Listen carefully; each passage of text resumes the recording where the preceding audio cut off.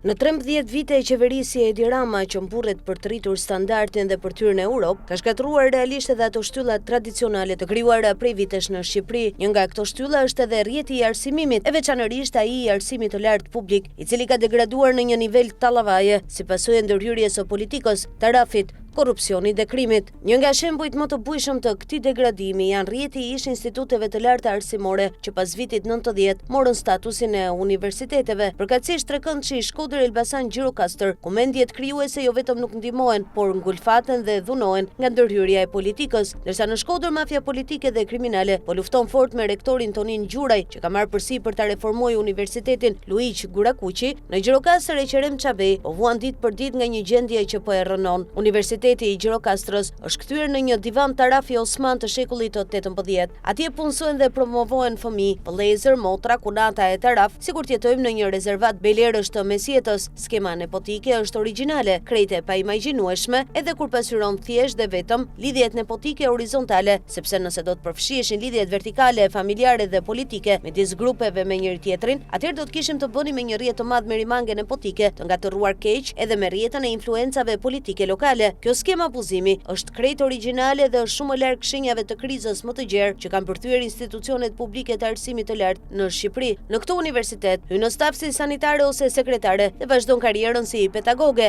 Më tej ngrihesh në detyrë si shefe departamenti. Rasti më i fundit në këtë universitet është kur hyn sanitare dhe përfundon eksperte e kurikulave, o tempora, o mores, problemet e plagjaturës, shitblerja e notave, mos zhvillimi i leksioneve dhe seminareve, mos frekuentimi nga studentët, auditorët e boshatisur, regjistrimet fiktive të studentëve, rekrutimet nepotike dhe politike të stafit akademik dhe administrativ, kanë bërë që besueshmëria e diplomës së këtij universiteti të shkojë drejt zeros absolute. Fëmijët e personelit akademik dhe administrativ kanë nga 1, 2 dhe 3 diploma të këtij universiteti fantazëm, që edhe pse nuk janë ulur asnjë ditë në auditorët e universitetit, zotrojnë diploma të shumëllojshme. Në universitet bëhet pak ose as pak mësim, vetëm kur njoftohen se do të ketë kontrolle nga Ministria e Arsimit, bëhet mësim formal me studentë që merren në telefon nga vetë pedagogët për të qenë prezent ditët e kontrollit. Shqetësim i madh është menaxhimi i fondeve financiare, pa transparencë dhe pa llogaridhënie të qartë për përdorimin e tyre. Fondet ndahen sipas skemës nepotike dhe politike. Ky institucion ka dështuar si institucion lider akademik në aplikimet për projektet ndërkombëtare dhe europiane, por angazhohet si partner sepse një përqindje e madhe e trupës akademike nuk zotrojnë asnjë gjuhë të huaj.